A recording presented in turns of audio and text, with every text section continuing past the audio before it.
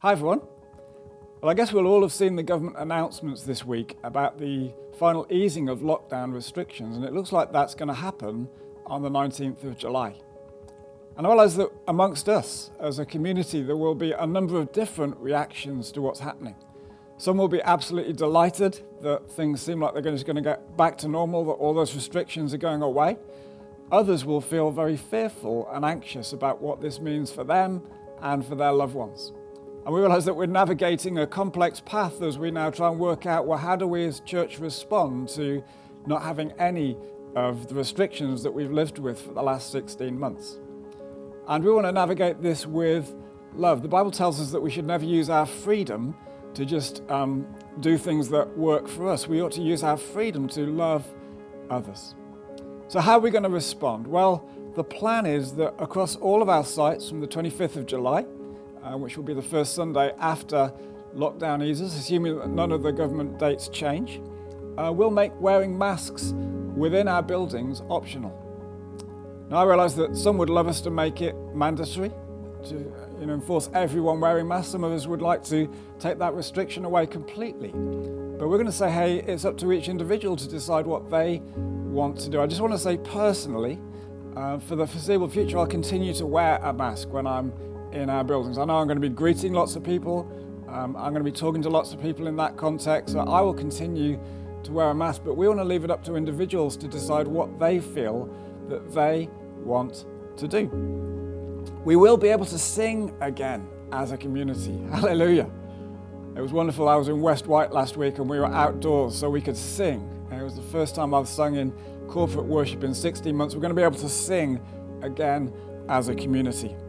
We'll remove the need for people to book in on a Sunday. We won't have to do that anymore.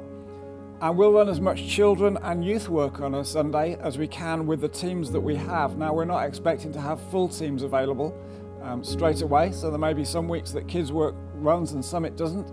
And we'll be keeping you updated on a week-by-week basis, but we will run as much kids work as we can.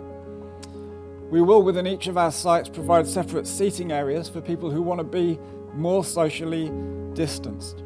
And we'll provide areas where if people want to sit further apart, where they feel they just want a bit more of a space between them and the person next to them, we'll allow that or facilitate that. But for those who don't feel they need that, we'll leave it to individuals to decide, do you want to leave a seat between you and the person next to you? Do you want to sit right next to them? And for us just to negotiate that between us as a community. We'll look to ventilate our venues as best we can by opening doors and windows. In the Kerith Centre, we'll turn the fans on. We'll just do our best. Most of our buildings are big, open, airy spaces, and we'll do our best to ventilate those. Refreshments, I know lots of people want to know about those. They'll just return as we've got team who do them. We are going to encourage people, bring your own cup if you can, so there's the minimising of that, but we will also provide cups for people. And for those who don't feel comfortable about coming back yet, our online meetings, our online offering that we've all been pressing into for the last 16 months will continue. And we'll support that with all the energy and effort that we have done so far. And pretty much everything else will carry on as we've indicated in the roadmap that we put out earlier. So Food Bank will move indoors once we get beyond the 19th of July.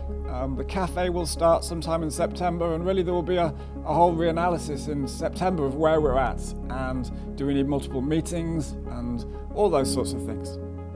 So I know people have questions and thoughts and comments on this. I'd really love to hear those. We just want to love everyone in this season. We want to prioritise people's safety and looking out for people. And we want to gather together again as a community. And this seems to us like the right set of things to be doing in this context. I know not everyone will agree, and that's okay. Let's disagree agreeably as church. Let's have open conversations. Let's not be afraid to have debate, but let's have it in a way that honours Christ and speaks well of him.